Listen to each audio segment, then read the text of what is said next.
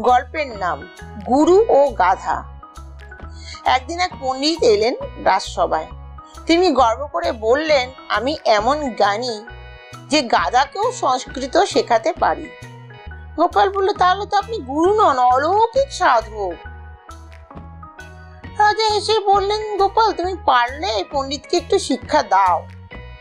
পরদিন গোপাল রাজসভায় একটি গাধাকে নিয়ে এলো। গাধার গলায় একটি মালা আর কপালে চন্দন।